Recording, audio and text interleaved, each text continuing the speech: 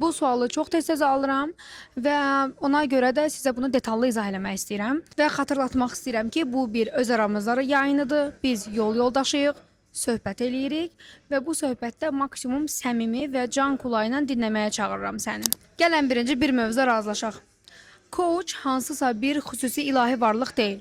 İnsandır, xəta eləyə bilər, özü də proses ərzində gəlişə bilər. Və əslində ümumiyyətlə koçluğun təməl prinsiplərinə baxsaq, məsləhət vermək o prinsiplərin içində qətiyyən yer almır. Yəni sənə ağıl verən və məsləhət verən bir coach əslində biraz problemlidir. Amma mentorluq başqa bir məsələdir və sənin bir mentorun ola bilər. Ola bilər ki, sən iki fərqli mentordan fərqli şeylər eşitmisən və biraz beynin qarışıb. Bugün onu izah edirəm. Gəlin ən birinci bu bütün coach, mentor, nə bilim nə söhbətlərini qoyaq bir qırağa və səviyyələri anlayaq. Hər bir insanın bəlirli bir səviyyəsi var və o səviyyəyə görə bilgini fərqli formada qəbul edir. Biz buna psixologiyada alğı deyirik. Beynin alğı mexanizmləri və beynimizin alğı kapasitesi. Hər bir insanın özünə görə bir qavrama şəkli var.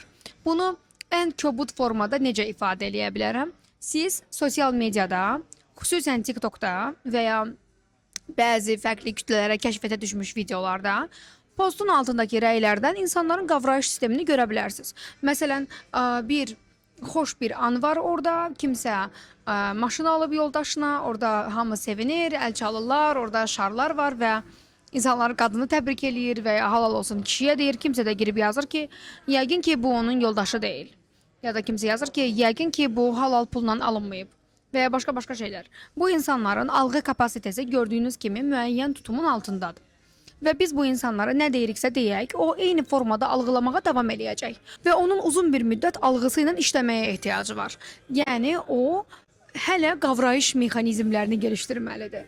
Gelişdirməyi seçirmi? Böyük ehtimalla yox, amma yenə də bizdən demək. İndi qayıdıram coach insandır söhbətinə. Nəzərə almaq lazımdır ki, onun da bir qavrama sistemi var və həqiqəti fərqli formada qavramış ola bilər. Və bu qavradığına əsasən də sənə bunu bu şəkildə təqdim edir. Nümunə verəcəm. Meditasiyalar həyat dəyişir. Bu bir cümlədir və bu cümləni hər kəs fərqli formada algılaya və fərqli formada təqdim edə bilər. Bir qrup insanın buna əks çıxdığını görürsünüz ki, necə yəni meditasiya həyat dəyişə bilər? İnsan dəyişmir ya da ola bilər ki, insanın dəyişim periodunun daha çətin və daha ağırlı bir şey olduğuna inanırlar və bunu bu şəkildə iddia edirlər. Bir qrup insan üçün meditasiya dərin bir yolculuqdur. Bir qrup insan üçün meditasiya rahatlamaqdır. Bir qrup insan üçün meditasiya nəfəs çalışmasıdır. Bir qrup üçün nəyisə qulaq asıb özünü proqramlamaqdır. Amma gerçək meditasyon sözünün zaten anlamı həm də durmaqdır, dayanmaqdır. Biz meditasiyada əslində gerçək meditasiyada dayanırıq və özümüzlə bağlantı yaradırıq. Və hər dayanmaqda biraz daha içə dönür və içərdə bağlantı qururuq. İçərdəki bağlantı səbəbi ilə biz algımız genişlənir. Gerçəkdən nə istəyib, nə istəmədiyimizi zaman-zaman özümüzü dinlədiyimiz üçün, bağlantı qurduğumuz üçün tutmağa başlayırıq və beləcə həyat səviyyəmizi necə yüksəldəcəyimizi kəşf eləyir, uygulasaq da yüksəldirik. Yəni, bu əslində belə işləyir. Amma bunu fərqli zehinlər fərqli qavrayır. Hətta elə indi siz də bunu dinləyəndə fərqli zehinlər tərəfindən fərqli qavrandığını görə bilərsiniz. Hətta buna ən yaxşı nümunəm nədir? Algı söhbətinə. Siz yola çıxmısınız mənlə bir yerdə. Tutaq ki, 2020-ci ildə ya da elə 2019-da və sonra 2023-də mənlə bir video izləmişsiniz. Sonra da 2025-də bir video. Amma period ərzində inkişaf edirsiniz də. Yəni dayanan tipləri üçün keçərli deyil. Və siz bəzən mənim köhnə videoma yazırsınız ki, Fidan xanım, mən bunu o vaxt dinlədim, başqa cür anlamışdım, indi tamam başqa cür anlamışam. Fidan xanım dəyişməyib. O dəyişib prosta o videoda. Yəni o video orada durub da mən o videoyu heç nə eləməmişəm. Amma sən artıq oradakı fərqli dərinliyi algılamısan. Çünki sən dərinləşmirsən. Ona görə də məsələlərin informasiya ilə bağlı olmadığını qavramaq lazımdır. Belədir ki, bugün süni intellektə hamımızın böyük çoxluğun erişimi var və ona çox gözəl suallar verib cavablar ala bilər. Amma nə qədərini algılaya bilər? Və məhz bu səbəbdən mən hər zaman dərin yola çıxmaq istəyən danışanlarıma, hansı ki uzun müddətli bir dəyərli həyat yaratmaq istəyənlərə həmişə ilkin olaraq tövsiyə edirəm ki, gəl zehin işlə, zehnini işlə və dərinləş. Nə qədər dərinləşsən, o qədər dərindən algılaya, o qədər binanın katlavanı nə qədər dərindirsə, o qədər daha dözümlüdür. O qədər daha güclü və o qədər daha alğıların daha açıq olacaqdır. Bu çox vacibdir. Ona görə də bu söhbəti qısa tutur və belə qapadıram. Kimsə səhv deyir deməyin özü xətadır. Çünki hər bir insanın müəyyən bir fikri var, müəyyən bir alğı kapasitesi var və səhv, pis dediyimiz şeyi belə kimsə vaxt zamanında eşidib oradan bir yola gəlmiş ola bilər. Məsələn, bizim bir danışanımız var, o həmişə deyir ki, mən çox pis haldaydım və artıq rituallara sarmışdım və bir gün mənim rituallarla bağlı danışdığım bir videom, hansı ki mən bunu belə deyim, izah eləmişəm necə olduğu, amma biraz nifrət doğurdu. Hətta həmin video deyəsən qaldırıldı, yoxsa nəsə çoxlu spam atdılar. Yaxşı yadıma düşdü, videonun aqibəti nə oldu? Və həmin bu xanım hansı ki həmin vaxtda rituallar eləyir, dəfnə yandırır, nə bilim nə eləyir. Mənim videomu bir ritual paylaşan storiesində görür ki, adam mənə storiya qoyur və üstünə yazıb ki, mənim 60-a yaxın yaşım var, qalmışam belə adamların əlində, bunlara qandırmaq olmur ki, belə də yazmışdı. Olmur ki, hər şey sizin... Hoşum, ışıqlarımız söndü, belə davam edirik. Havanın ışığı ilə davam edirik. Hə.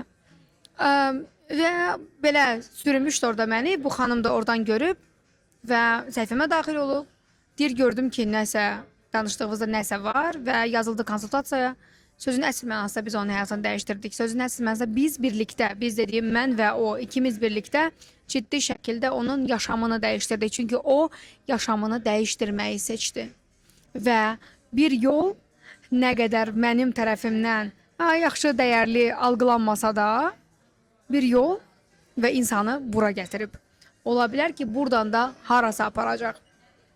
Dünyadakı hər şeyin yerində olduğunu və belə olması gərəkdiyini qəbul eləməliyik. Bir şeyi sən seçməyə bilərsən. Məsələn, mən o adı sehirli olan, adı beyin olan ritualları qəbul eləmirəm. Çünki mənim üçün dəyərli deyil. Fasafisodur, yəni çox vaxt itkisidir, onu beyninə formalaşdırmağın özü zımpırtıdır. Əgər mənim başımda ona dair negativ proqramlar varsa, vapşə aləm dəyəcək bir-birinə. Ona görə də yox. Mənim üçün bu yoxdur. Mən öz danışanlarıma da buna amma ola bilər ki, kimsə elə buradan kəşf eləyib, ola bilər ki, kimsə özünə inamı çox zəif idi və o hər gün özünə inam çalışmaları edirdi, güzgünün qabağında özünü öpürdü və bir yerdən sonra işə yaramağa başladı. Niyə də yox? Hamısı dəyərlidir. Uzun sözün qısası, videonu qısa tutacağım deyib yenə danışdım və belə bağlayıram. Bu dünyada hər şey yerindədir və olması gərəkdiyi kimidir. Dünya bir balans içindədir. Dünyada nə qədər zeki, irəliləyən, inkişaf eləyən, dəqiq məlumatlar verən, dəyərli şeylər varsa, eyni qədər də əksi var və əksi qaçınılmazdır. Sizin o əksini itələməyiniz eyni zamanda bunu da itələməyinizdir. Qəbul eləməyimiz lazımdır ki, okey, ola bilər, bu da belədir, tamam, nice. Ola bilər ki, hansısa bir mentorun, coachun fikirləri sizin xoşunuza gəlmir. Burada özünüzü sorğulamalısınız. Mənim xoşuma gəlməmə səbəbi, mənim bu da hansı bir qıcığımdır, yoxsa bu həqiqətən dəyərsizdir. Buna distinksiyanız çatırsa, fərqləndirmə bacarığınız çatırsa, əla. Çatmırsa zaman-zaman bunu da inkişaf elətdirə bilərsiniz. Belə. Sizi çox sevirəm. Düşünürəm ki, bu söhbətimizdə çox faydalı oldu. Random bir gündə mən yenə orada arxada adamlar keçir və ağlıma bir söhbət gəlib. Bunu sizə danışmışam. Ara yerdə işıqlarımız da söndü. Anyway, nəticə etibarı ilə bunun da sənin üçün faydalı olduğunu düşünürəm. Adətdəndir, söyləyim, like eləməyi, abunə olmağı da unutmursan. Yorumda yazırsan ki, biz biraz burada qaza gələk. Yenə harda ağlıma qəşəng söhbətlər gəlsə, açım danışım deyə. Özünə çox yaxşı bax. Görüşənə də hələlik.